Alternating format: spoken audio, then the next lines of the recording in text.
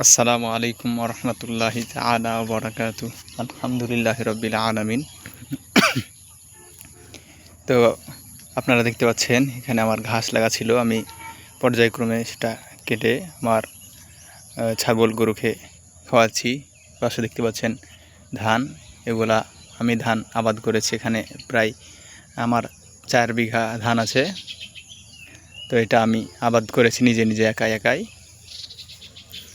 এই সামনে দেখতে পাচ্ছেন এখানে কৈশোর লাগানো আছে, আখ যেটা বলে।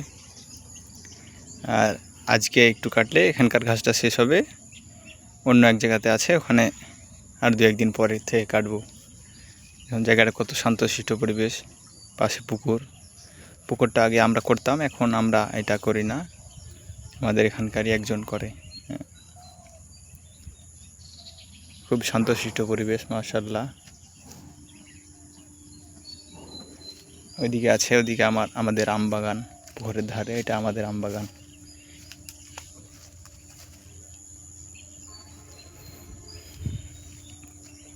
তো এই বয়সে বসে না থেকে কিছু শুরু করেন, কয়েকটা ছাগল কিনেন, সামর্থ্য থাকলে একটু ভালো করে কম খরচের ভিতরে একটা গরু থাকার জায়গা করেন, 2টা গরু কিনেন, দিয়ে খামার শুরু করেন। শেষ জামানায় হালাল খেতে হলে আপনাকে কৃষিভিত্তিক অর্থনীতি করতে হবে। চাকরির ভিতরে পরিপূর্ণ সৎ থাকা যায় না অবশ্য, তাই কৃষি কাজ করুন, নিজে করুন। দেখুন মাশাআল্লাহ অনেক ভালো ফলন হবে আশা করা যায়। বৃষ্টির কারণে ধানগুলা কাটা হয়নি, 2-1 দিনের ভিতরে আবহাওয়া পরিষ্কার হলে তখন আমরা ধানগুলাকে কাটবো। এখানে আমার সর্বমোট 4 বিঘা ধান আছে,